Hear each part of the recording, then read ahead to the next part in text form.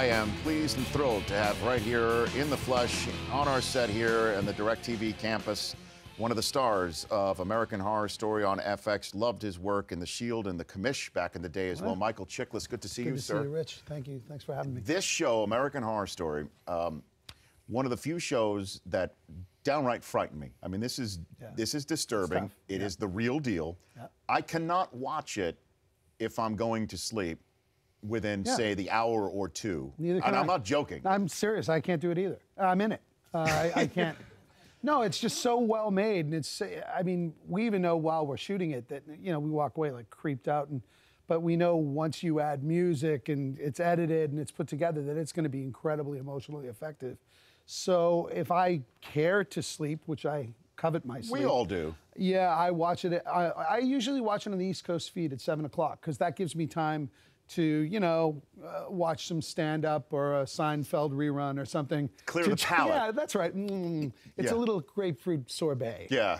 To just get things cleared. You need your burst of Costanza so you can get your rest. That's right. No, I totally know what you mean. Yeah. And this show is in the Emmy conversation every year. Yeah, I believe they had 17 nominations this past year. That's That's all. Right. Ryan Murphy really is just firing on all pistons right now. He just, he's got his finger on the pulse. I think he speaks for the unspoken. He just understands what people are sort of looking for, and he does speak in broad strokes, like emotionally speaking, so people feel it's really relatable. And he's just hooked into the zeitgeist right now in a way that's, extraordinary. I mean, he's got like 5 shows now, Glee, and he's a hitman. He really knows. It's how remarkable to do it. that somebody can have Glee and this in the same oeuvre. Right. There's just they couldn't be more further. No, further apart. And then Nip Tuck, and I mean, he's just an extraordinary writer and brilliant man, and a friend for a long time. And I was thrilled that this could work out, especially, to work with Jessica Lange. What a joy. Who gets the chance to do that? And Kathy Bates. Wait until we have some stuff together. Well, she's downright frightening, obviously, from when she won the Oscar. Well, we have something along the ilk of that coming up that it's going to blow people's minds. Yeah. Like you're not going to be hobbled like James Caan or something similar. I don't want to give it away. I don't want to spoil anything, but it's horribly gnarly, and you won't believe it. I'm Michael Chiklis of American Horror Story here on the Rich Eisen Show, and not to be a spoiler, but there is an episode on your show coming up about a television and radio show producer who has a travel problem on Thanksgiving weekend.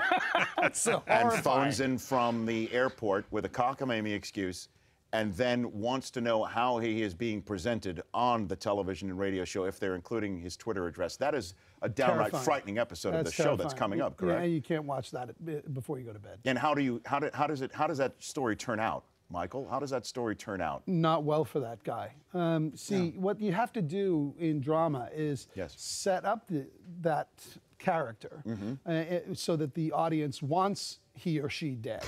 And then you have to work out the way in which they will be horribly killed. Yes. Yeah. And so that's where it is currently. And you got to work that out. That's my gosh. Well, that is coming up on FX in a television show near you Wednesday, 10 p.m. Eastern Time. The Patriots are your team. You're born and bred in Boston, correct? Boston, yeah, just north of Boston. I grew up in Andover, Massachusetts. I was the captain of my football team. What'd you play?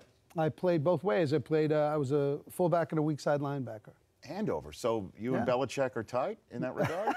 Well, listen, he's the top 3 greatest coaches of all time in my humble estimation. I just think that he really is There's incredible. No question, Michael. There's no question about it. I mean, I know, but it's just that he doesn't really put himself out there too much. He does do that sometimes. Some press conferences, he will wax rhapsodic out of the blue.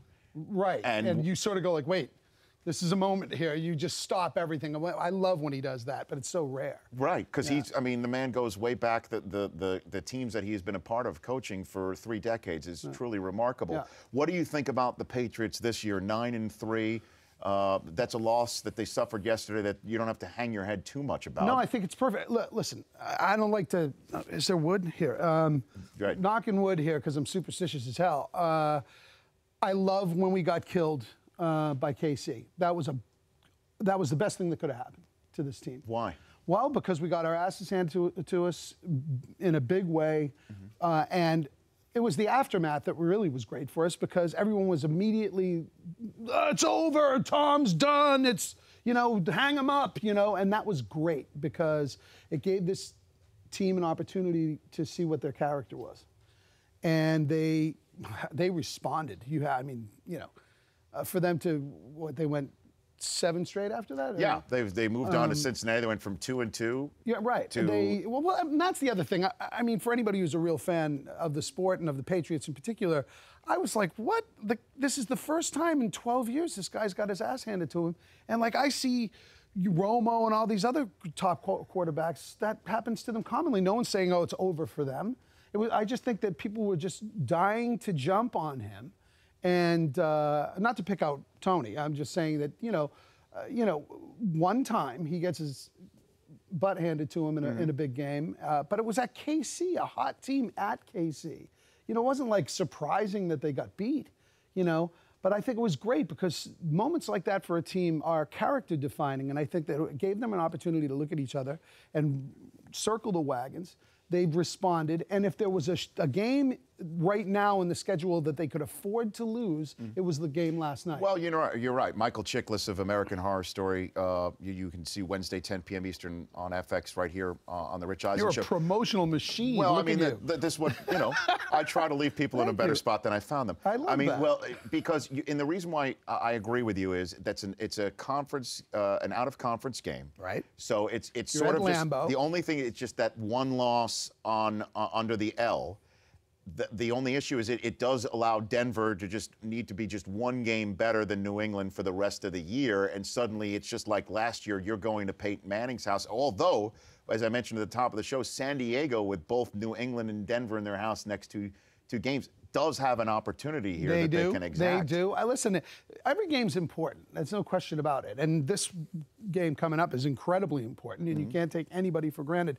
But that's what I love about the Patriots and Tom Brady in particular. He'll never take any of them for granted. Yeah, and that's the difference between great players and Hall of Fame players in my mind, too. Correct. And then Rodgers is the same way. Yeah. You take a look at some of these guys, and Brady yesterday, it acted like, somebody took his dog from him, essentially, yesterday. He took that loss hard. So did the rest of the New England Patriots. Right. He wanted to win that game biblically. Right. And, I mean, you could see it, especially right after they got that first down with a minute and something left. I mean, he was screaming on the sidelines. An unmentionable word, yes, not exactly. safe for work. Right, exactly. Although maybe at your work. He was but mad. I know. And are you going, there it is, as we're seeing it right now. We had to blur out a couple of these words right here. Yeah.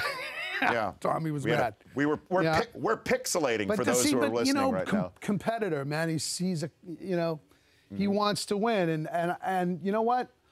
They'll rally. They'll look at each other and go, all right, this is what happened. But I like what I saw. Yep. You lost by 5 points. Are you going to the game Sunday? I am. You bet your life I am. You are. They're in striking range. I'm going. Yeah. San Diego. They're right here. I'm going. They're right here. Yeah. And you're going to be able to see Brady? You're gonna see I hope so. Yeah, I hope so. Yeah, no. Tommy, let's hang out. Let's hang out. I know. Well, Yeah. I know the only reason why I bring that up is I know that you have in previous occasions, and just being able to, for you, being a Boston guy, being able to hang out with a Patriot quarterback. If I had told you that when you were growing up, I would have laughed at you. Well, you probably would have laughed at me if I told you what Brady had become, too. I mean. Well, yeah, all of it's, There you are with the Best Buddies that's campaign. Right. Yeah, that's right. I mean, I caught charity a work with touchdown him. pass from Tom. First play from scrimmage where I went out for a pass.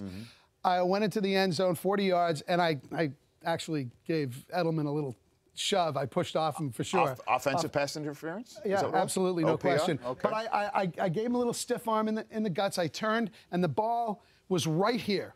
As soon as I turned, and I went out 40 yards, I turned, and it was right here. I caught it by self-defense. I was like, whoa. Yeah. And I looked at Tom, and he was like, that was easy.